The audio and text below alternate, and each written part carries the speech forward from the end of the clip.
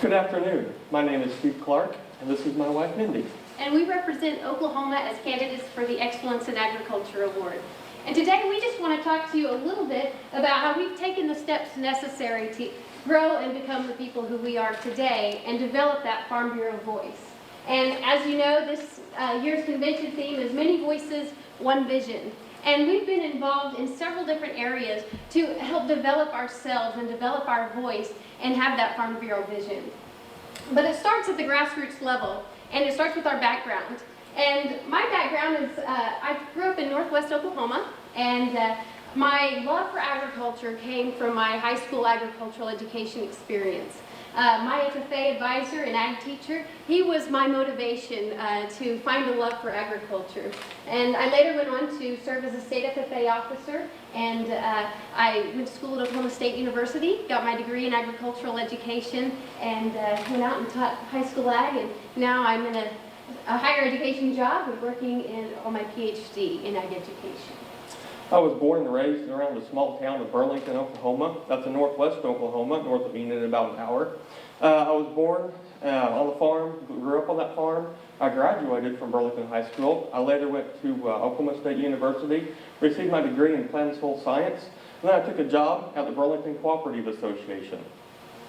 At the co-op, I'm a CCA, or that stands for Certified Crop Advisor. I look at different crops. I scout them for pathogens, look for weeds, kind of the crop scout of the area, if you will. We sell a lot of seed, corn seed, canola seed. That's big in our area right now. I also do soil samples and look at the soil types the farmers have and what they need to be putting on fertility-wise and pH requirements and lime and about anything that the farmer would need. We sit down in my office. We put together a package of soil fertility and chemical usage that would best fit their needs. It's just how we can help that farmer produce as much as they possibly can. And like I said earlier, I work in higher education. I work at Northwestern Oklahoma State University as an instructor in agricultural education, where we prepare future secondary teachers. And so I have several different roles in that job, and one of those is I teach a horticulture class. I also teach an introductory metals and welding class. But on top of the practical courses that we teach for students to go out and to apply those skills, I also teach history and foundation courses as well as teaching method courses. But it wouldn't be possible if it weren't for my experience as a secondary agriculture teacher. You know, I feel very fortunate to have taught in the location I did. We had a lot of success state and nationally, but we had a lot of good students too, so I can't take all the credit for that because my students were such an impact. But you know, outside of the Ag Ed and the FFA success, most importantly, it was the opportunity to create agricultural awareness and literacy and, you know, the community development aspect. So if it weren't for that job, I wouldn't be in the role I'm in today. When I'm not at my day job at the co-op, I help out on our family farm. We farm approximately 2,800 acres. That's comprised of wheat, corn, soybeans, alfalfa, grain sorghum or milo, and canola, which we've kind of just introduced on our farm. And to make that all work, we run it through cattle. I would say that our operation is vertically integrated, which means the alfalfa hay we produce and the feed we put up in the silage, we feed that through cattle. We can grind the hay and make it into ground hay. We can take the milo and the corn, crimp it, and process it, and feed it to our cattle. Our small feedlot, I say small, it's 4,000 head, which works rather well with the size of operation we have. You know, if we had more cattle, we ran out of feed sooner. If we had less cattle, we would have feed left over at the end of the year. So that works rather well. I'd like to say we see a higher profit doing that way than just selling the commodities outright. In addition to the feedlot, we also have a small cow-calf herd with Angus cattle. So we have the cattle side of it, and like Steve said, we have the agronomy side of it, and my favorite, I guess, event is harvest. So Like Steve said, we have several different varieties that we harvest, and my job in the summer is to drive the grain cart. So I take that job seriously. I'm also a silage truck driver. So It works good that she can help with wheat harvest because I'm on the co-op for many, many hours, long hours, and I can't be there helping on the farm. I wish I could sometimes, but that's the way it works out. So. The good thing about my job is I get to see a lot of other operations from around the county. Northern Alfalfa County is very diverse, and I can see all that. I get to see all that and bring it back to my farm. You know, the different varieties that are used, the types of cattle that are bred. I get to bring it home and utilize it on my farm. So I guess I can say I kind of get the best of both worlds. I consider him our in-house agronomist free of charge. Talking about vertically integrated, my family has done alfalfa seed for many years. When I was a junior in high school, I got an alfalfa seed cleaner. There, again, we can swath the alfalfa seed, we thrash it with our combines. Then I have a small cleaner there, which you can see. I clean the seed, I can get out grass seed, dodder seed. I can get it about 99% pure, which is really good for alfalfa seed, I believe. And then I can sell the seed for the producer, and really works great with my co-op job. I can do it anytime. I can come home at 5 after the co-op, and I can clean seed until the wee hours of the night if I have to. So this year was actually a great seed year because we actually went into October because it was a dry year, but it was a good seed year. So we worked pretty long hours. Yeah, we did. I like to be innovative. Oklahoma State has done some variety trials with spring wheat. Northwest Oklahoma spring wheat isn't very popular.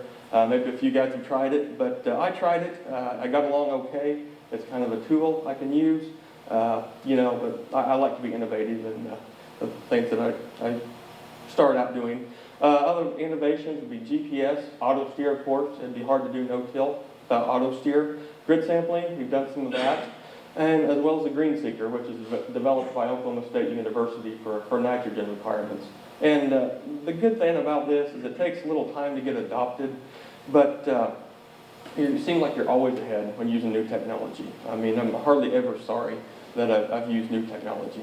Right, the benefits have definitely outweighed the costs. Yeah. This is our baby, 2510 diesel. We restored it about 2 years ago. We also have a couple other kids, an A, an H, and a B. Well, President Stallman this morning, he talked about several issues in agriculture and that Farm Bureau has been a part of, and he touched on 3 issues that we talk about today. And the first is ag literacy. You know, we're living in a world with a population of 7 billion, and by 2050 it's expected to be 9 billion. And, you know, we have to find a way to educate our public about our food supply, because we do have the safest, most affordable, most abundant food supply in the world. And so we want people to know where their food comes from, because we see it as an investment to keep our food supply domestic.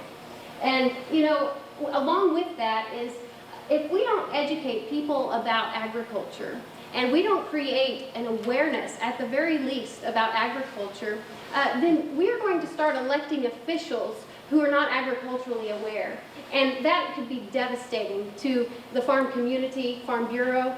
So, you know, the Ag in the Classroom at the primary level is an excellent way to, you know, start those young people out and educating them. And obviously my passion for secondary education for agriculture is important as well. And finally, we've all heard it, pink slime, antibiotics, salmonella, media reformation. If we have a society and a media that is agriculturally aware, then we feel like anytime we see an issue in the media, it won't be taken out of context and it won't create a frenzy. So agricultural literacy is very important.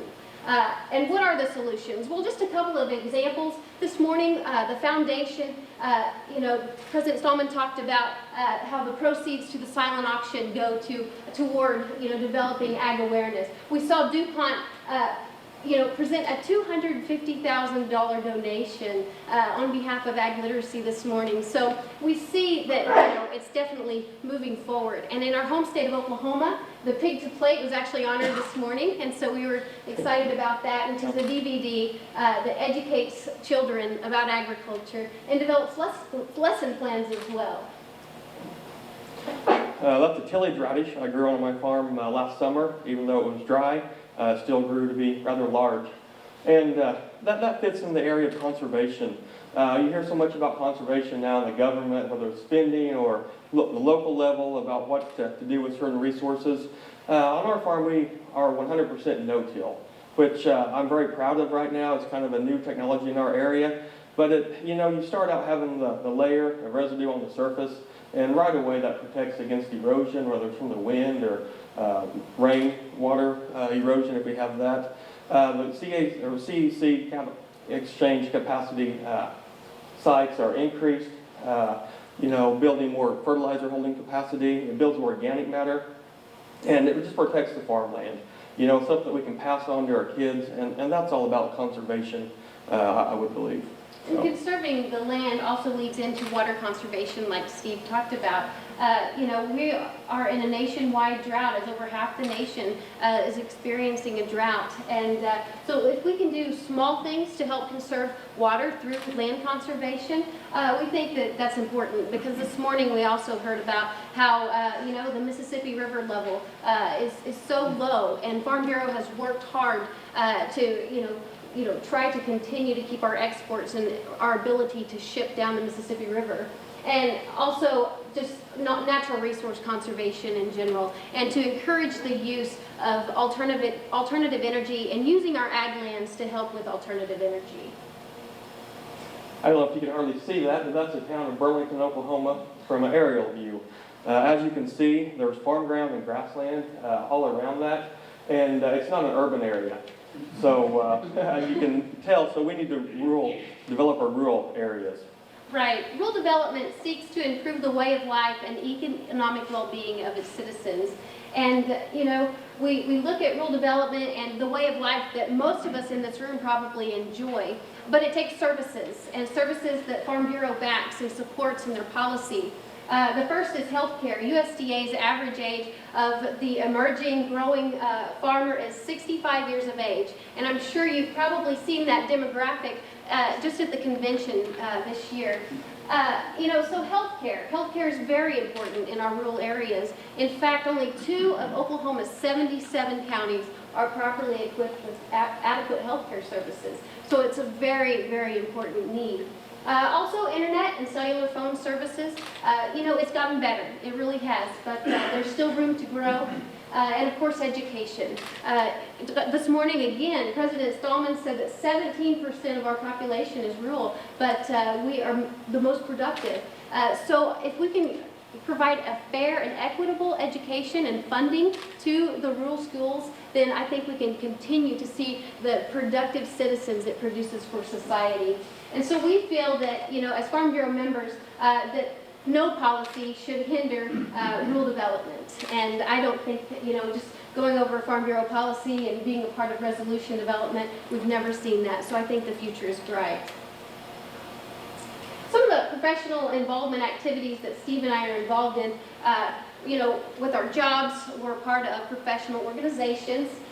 So I guess my most outstanding accomplishment is from the Association for Career and Technical Education, which houses agricultural education. And last year I was selected as the National New Teacher of the Year, which to me is a victory for agricultural education and ag literacy to be a part of that.